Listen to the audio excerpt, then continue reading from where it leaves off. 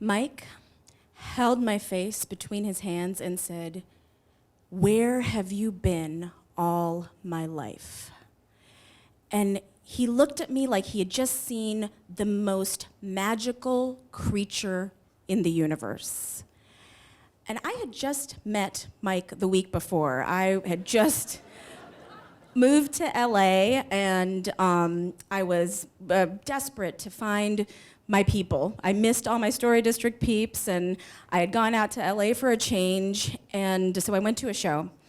And I met a lot of nice people there, but Mike was different because he just stared at me the whole time, and his eyes would just follow me everywhere I went, and he didn't actually talk to me that night. And it was a weird experience to be admired like this because I don't really get admired like this. The last time I had had a suitor, I was hanging out in a dive bar in DC, and a guy offered to buy me a drink, was chatting me up for a while, and then he traces his pinky along my hand and says, "It puts the lotion on its skin, or else it gets the hose again." So, Mike was great. And not just because he wasn't going to turn me into some kind of skin suit, but because he was exactly the type of guy that I have been in love with since I was 15 years old. He had like black hair, chocolate brown eyes, kind of olivey skin, and he had a big nose, and he just looked like Steve Carell. And I was just like, he's amazing. And then he asked me out after that first night. We actually just sort of met at another show to hang out, whatever that is. And after the show, we went and had cocktails at this moody bar. And I'm talking about the show like, oh, God, that last guy, he was more of an actor, not really a storyteller. And there was no structure, and I really think it was an anecdote. What was the point? And he just goes, what were you saying? I'm sorry, you were just so beautiful.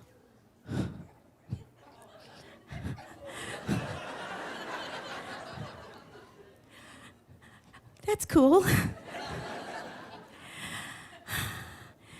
And look, I had wanted this to be kind of a date because he was so my type, but it was just too fast. He was going too strong, and he was just saying, everything, every word out of his mouth was just so exactly everything that I have wanted to hear since I was in 9th grade. It was just too perfect. He just sounded like every romance movie that I had ever seen. And he walked me to my car, and he gave me just a slight kiss on my lips, and I got in my car, and before I had even started my car, I look at my phone, and he's texted me, and he's like, "Is it too soon to see you tomorrow?" So we go out the next night, and we are meeting at the Sunset Strip at this place for dinner, and we really start talking about our lives. And he tells me that he'd been in New York for a long time, and that he had been in a relationship that was really serious, and then he moved to LA for a clean break, and he'd been there for 5 years. And 2 years ago, he had been in another serious relationship, which had ended just a few months before. And I was really honest with him. I completely related to him. I told him about my failed engagement and all the inappropriate men I dated. And it really clicked. And I felt like, God, this guy is just so transparent and so open. And then he walked me to my car, and I'm really like, okay, Vij, keep it in your pants, okay? Because this all seemed too perfect, but I didn't wanna F this up. So he walks me to my car, and I'm parked under a really bright street light because I'm scared of getting murdered. And so then he stops, and he goes, You are incandescent in this light. Dance with me.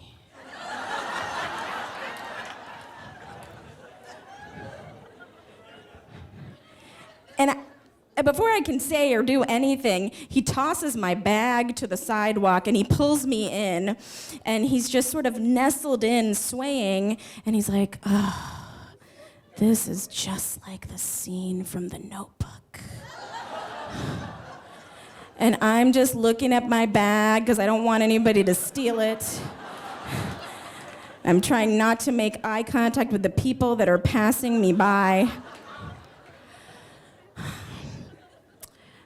And he kisses me again, this time not so gently, a little tongue, and something feels a little weird. It feels kind of furtive, like searching, like a blind possum searching for a teat, kind of. And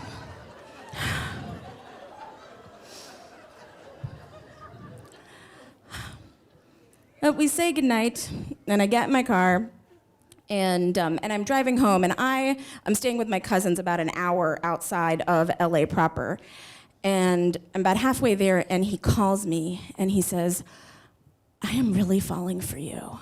And, you know, I just want you to know that your heart is in my hand, my heart is in your hands, and I just don't want to get hurt.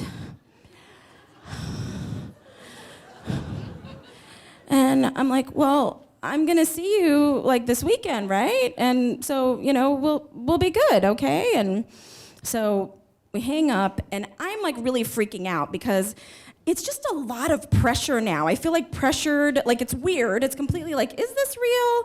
And also, it just is like, I don't want all this pressure for somebody else's happiness. So I call my friend Eileen, and she's like, okay, he's a Cancer, right? Look.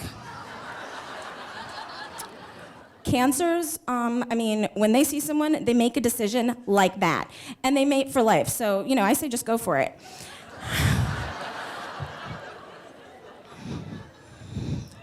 So I'm like, okay, well, you know, I'm in a new place and, you know, it's okay. Let's go for it. So the next time we go out, we are going out, really, we're going to stay out late. And I'm going to go out to dinner with his friends and hang out with him. And then I plan to spend the night over at his place.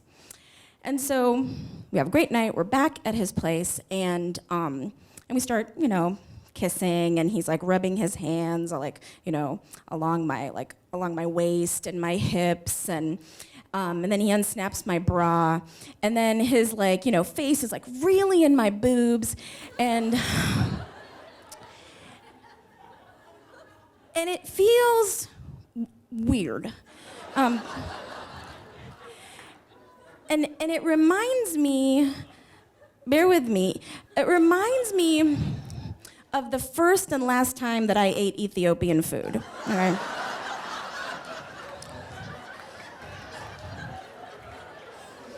I'm not a fan of Ethiopian food. I know a lot of white girls love it. So my friends were like, oh my God, you haven't gone to Ethiopian food? We have to go. It's amazing. So we order the thing that is like a communal piece of bread with blobs of various mystery curries all over it, which to me it just looks like chewed up Indian food that has been spit out. And they're all just like, this is great. And they're diving in, and I didn't want to be a party pooper, so I'm like ripping the edge of the bread and just like,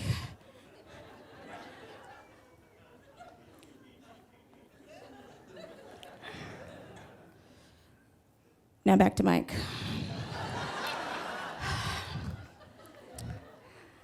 In this scenario, I am Ethiopian food. And he is just not really into this.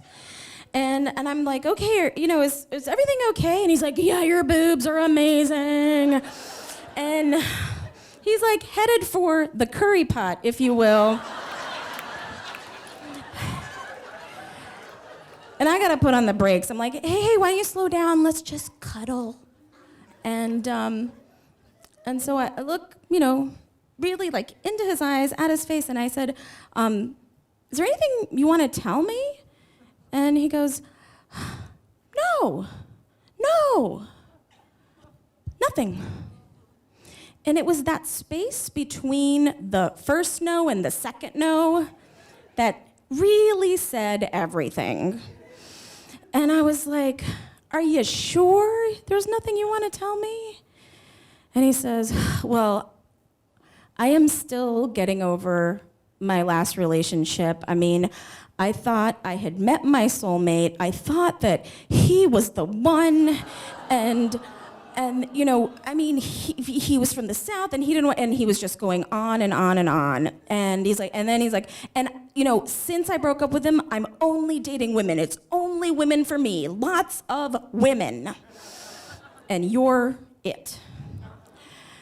And I am seeing that we have been playing roles in whatever movie that we're both thinking about, and that he is just has a broken heart, and he is just trying to consume as many women as possible, maybe how I would eat a lot of Haagen-Dazs after a breakup.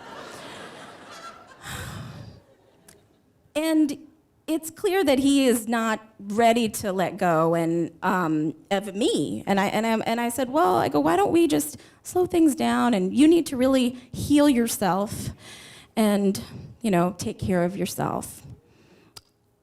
And if this had been a movie, my last line to him would have been, I'm just a girl standing in front of a boy, asking him to realize that we both want the exact same thing. A man. Thank you.